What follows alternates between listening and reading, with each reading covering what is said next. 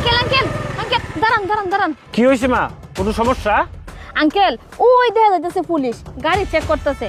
আর আপনার যে গাড়ি, এই গাড়িতে কোনো কাগজপত্র নাই, আবার হেলমেটও নাই গিয়া। যাইলে তো মামলা দিব 5,000 টাকার পরে। আরে তুমি চুপ করে বসো। আর ওই যে পুলিশটা দেখতেছো না, এটা আর কেউ না, এটা আমার ছেলে। আমার ছেলে হয়ে কি আমার মামলা দিব নাকি? তোর বেটি। ও আচ্ছা আচ্ছা ঠিক আছে আঙ্কেল, তাহলে চলেন। বাবা বাবা দাঁড়াও দাঁড়াও দাঁড়াও। বাবা তুমি কই যাইতেছ? আর তোমার পিছনে উনি কে?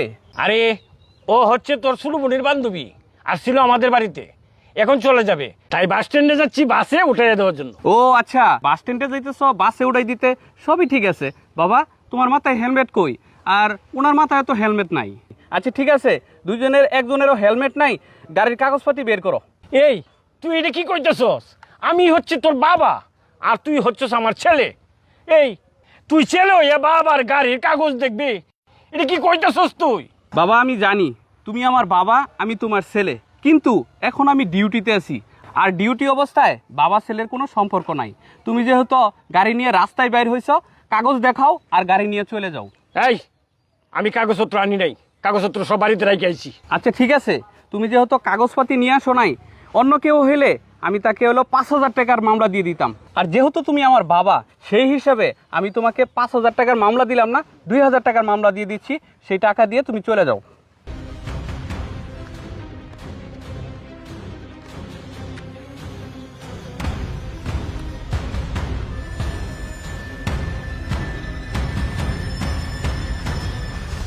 এই নাও 2,000 টাকার কাগজ। এই জরিমানা 2,000 দিয়া তুমি চলে যাও। কি? আমি তোর বাবা আর আমারও জরিমানা দিতে হইব তোরে? হ্যাঁ হ্যাঁ বাবা, আইন তো সবার জন্য সমান, তুমি বুঝতেছো না কেন? আচ্ছা ঠিক আছে, আচ্ছা ঠিক আছে, নে।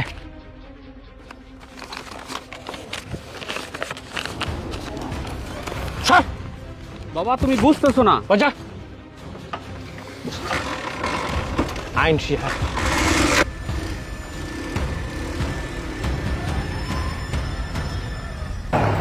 এই থামো থামো থামো থামো থামো থামো থামো থামো।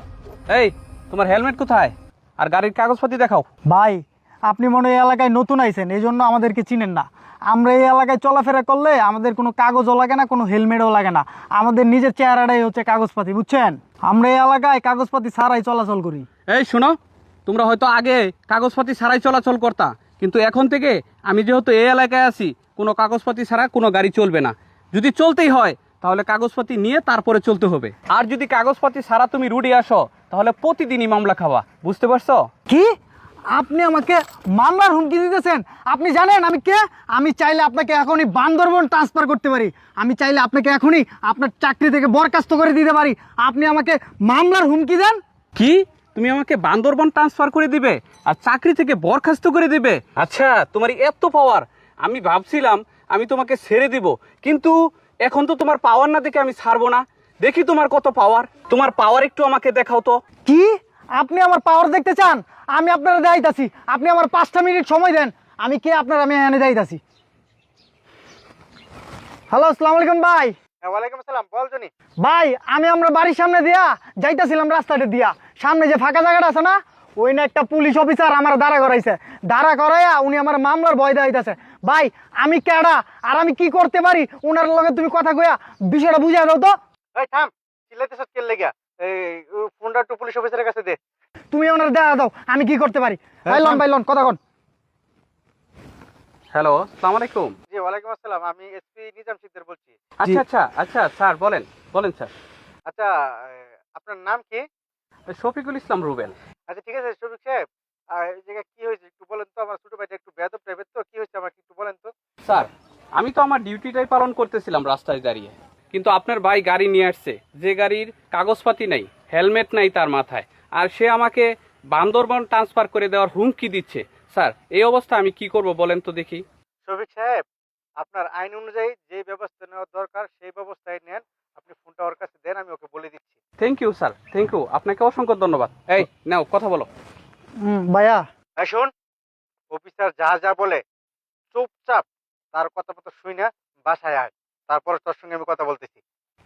আচ্ছা ঠিক আছে, আসসালামু আলাইকুম।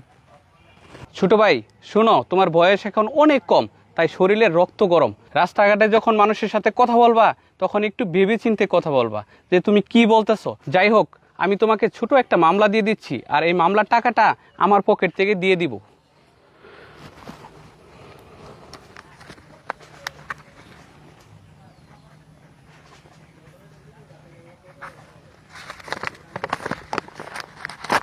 নাও। আচ্ছা ঠিক আছে স্যার, আসসালামু আলাইকুম। ওয়ালাইকুম সালাম।